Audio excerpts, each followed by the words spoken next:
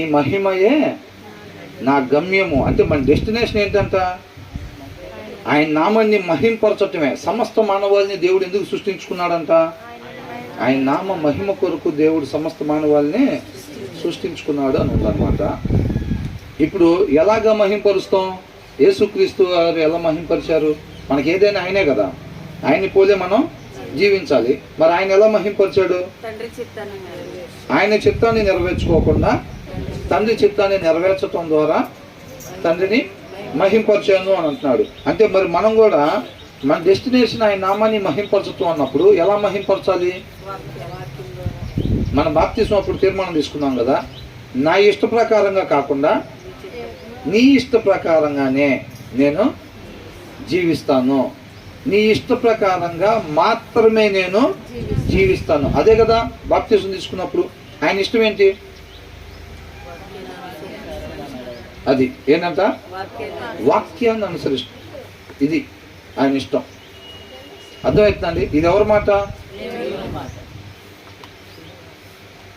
అంటే పరిశుద్ధాత్ముడిదా, కుమారుడిదా, తండ్రిదా? ఎవరి మాట ఇది?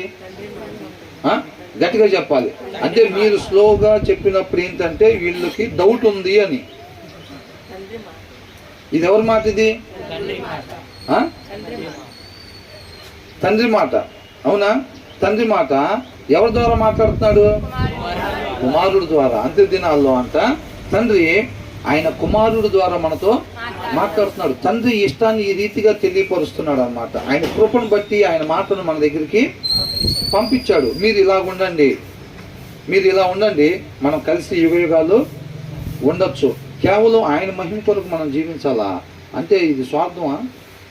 ఆయన మహిమ కోసం మనం జీవించమంటున్నాడా అని అనుకో. మన ఇష్టాన్ని నెరవేర్చుకోకుండా ఆయన ఇష్టాన్ని నెరవేర్చడం వల్ల మనకు వచ్చేది ఏంటి? నిత్య జీవం. ఆ పోగొట్టుకున్న స్థితి. పండు తినటం వల్ల మనం ఏం తెచ్చుకున్నాం? మరణాన్ని తెచ్చుకున్నాం. ఆ మరణం నుంచి మనం విమోచింపబడటం తెలియట్లేదు. దానికి యేసుక్రీస్తు వారు వచ్చి ఆయన మార్గాన్ని చూపించాడు అన్నమాట. ఎలాగా? ఏంటి మార్గం? మన ఇష్టాన్ని నెరవేర్చుకోకుండా దేవుని వాక్యం ప్రకారమే, ఆయన ఇష్ట ప్రకారమే ఇది చూడాలని.